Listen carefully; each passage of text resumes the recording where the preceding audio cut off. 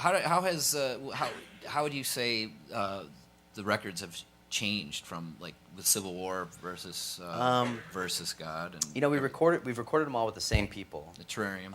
At Terrarium, although it's been two different studios, and like with Dave Gardner and why do you want to keep doing that, working in the same space? It's I don't know exactly. I mean, like we've talked about going and recording other places or whatever, but it's just it's here, it's in town. Like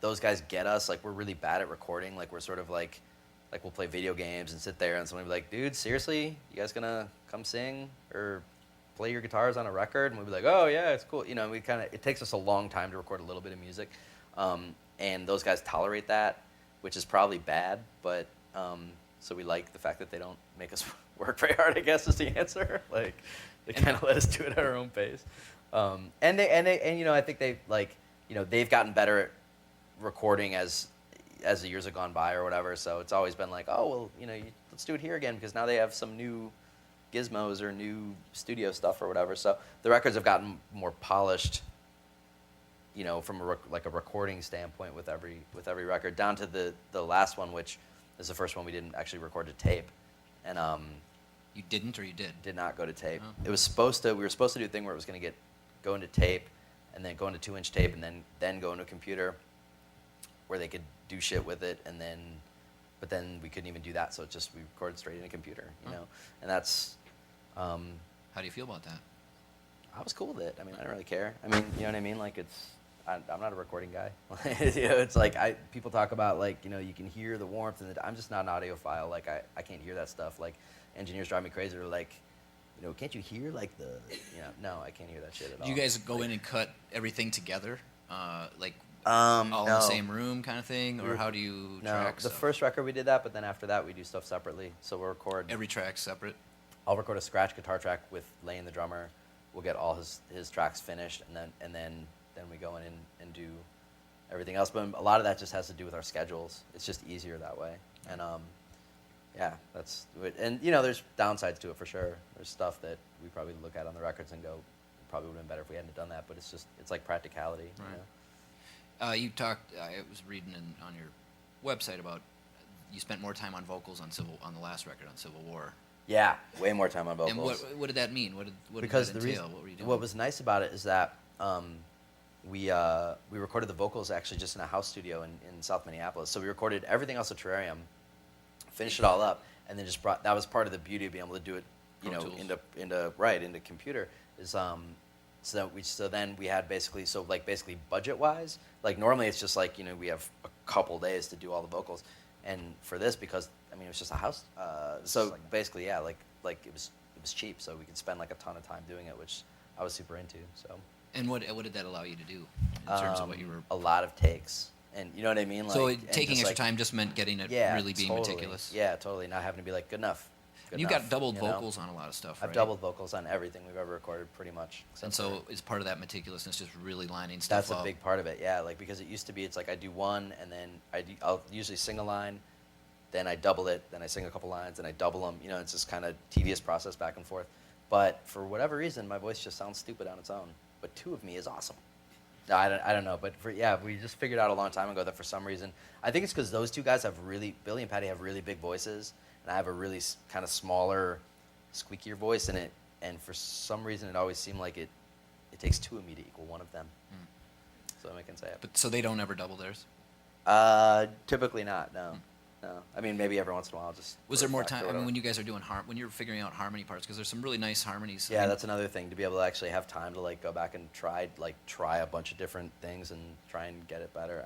This record was a lot more slick and kind of poppy and stuff like that. And did you do all your own harmonies, or did those guys come in and ever do? Mostly I'll do it. Sometimes Billy will sing a harmony part. Patty and I don't harmonize very well together. We figured that out over the years sometimes, but I don't know, for some reason our voices, we sing together well, but we're bad at matching up for harmonies. Let's do it. One other question I wanted to ask though was, you came from Chicago, which had its own scene, and it sounds like you were pretty,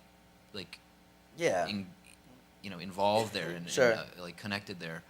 And you came up to Minneapolis. How much of the Minneapolis scene were you aware of when you came up? I mean, were you familiar with like? I was aware of the it a little bit. I history mean, I here? knew about Profane Existence, and I knew about the stuff that we weren't into was like we weren't into AMREP stuff, and we weren't into like a lot of like Patty and I were never like replacements or like Husker Du fans really. I mean, I've kind of become one now, but they didn't really factor into like our like younger punk stuff.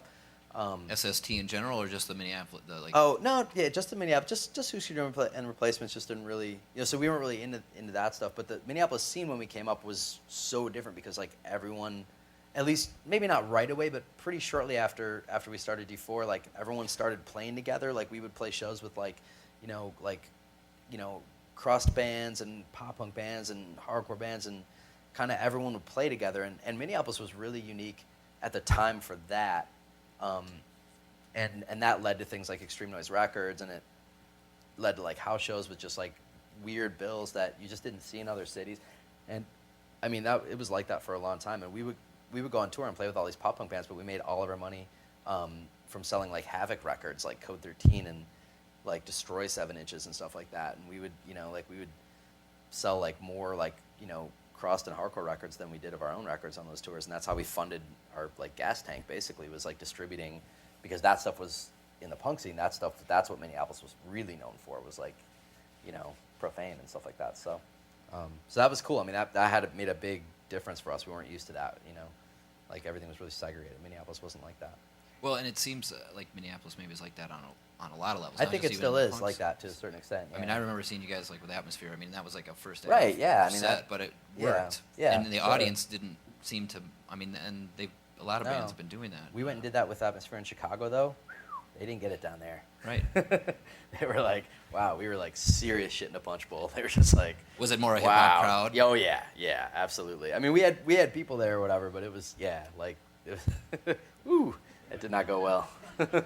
Why do you think that is? Why is Minneapolis? I don't know. I think able it's to like cross pollinate so much more. I don't know. I think the people that are really into music here, like, just for whatever reason, like, the city's not that big. I mean, you kind of, I don't know. Yeah, I wish I had the answer, but I really I mean, people don't. go to see Happy Apple and see Atmosphere and see you guys. Sure, It's like people yeah. are into, or Zebulon Pike or whatever. Yeah. It's like, Or we used to play shows with like Lifter Puller all the time, and that made no sense to anyone except for our two bands, but we were friends and we got along, so we just did it. Right. Yeah, it was weird.